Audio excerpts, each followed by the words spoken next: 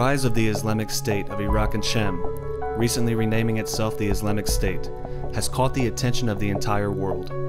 Their rapid advancement through Syria and Iraq caught the two countries by surprise, and over the past 2 years has thrown the region into chaos.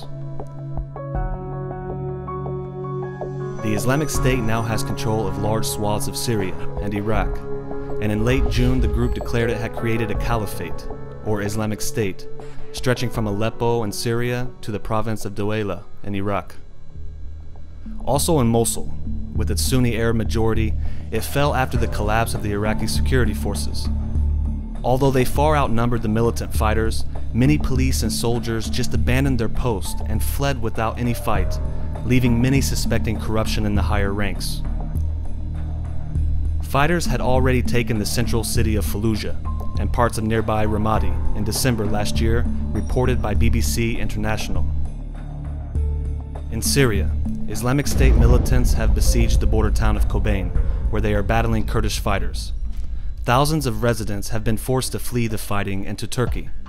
Airstrikes have targeted the advancing Islamic State fighters. The United States and its allies have begun air campaigns against the Islamic State.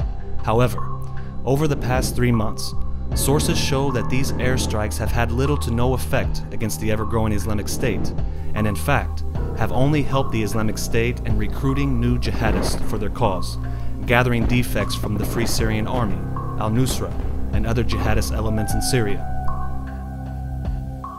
But what is contributing to the rapid success of the Islamic State?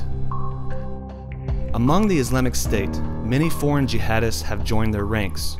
They have a reputation for brutality.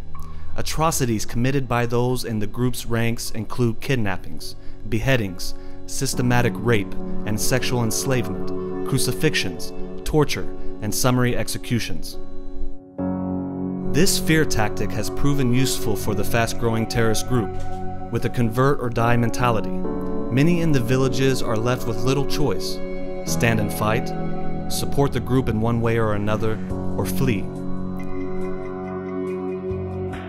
International investigators gathering evidence against the Islamic State fighters have built up a detailed picture of how the Islamic State operates, with self-appointed leader Abu Bakr al-Baghdadi at the top. Directly beneath him are 4 advisory councils: the Sharia Council, the Shura Council, Military, and Security.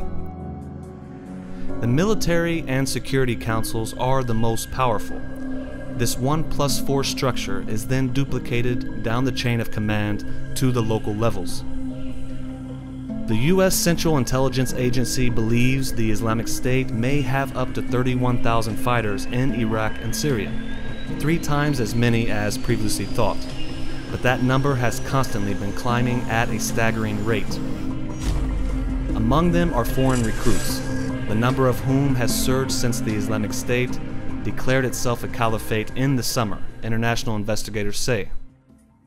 Figures from the London-based International Center for the Study of Radicalization and Political Violence and the New York-based Sufan Group show an estimated 12,000 fighters from almost 80 countries have traveled to Syria and Iraq to fight with the extremist groups.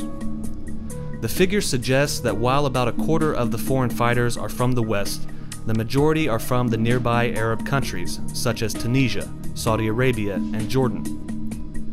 Among the foreign fighters in Syria and Iraq, it is projected that over 3,000 are from Tunisia, over 2,500 from Saudi Arabia, over 2,000 from Jordan, over 1,500 from Morocco, over 800 from Lebanon, over 600 from Russia, over 600 from France, over 500 from Libya, 500 or more from the UK, and close to 500 from Turkey. There is no doubt that the Islamic State's growing success comes at a cost, however. After all, it's not cheap to wage war and manage a territorial conquest whose population is now roughly the size of Austria's.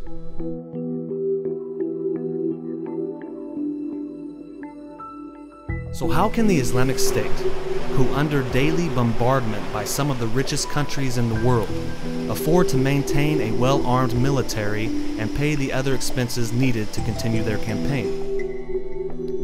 It's not just the growing number of the Islamic State fighters, which totals now estimate reaching around 100,000 fighters even, but also their growing wealth. In 2014, it was reported that this terrorist group stole over $500 million from a bank in Mosul after they took over the city.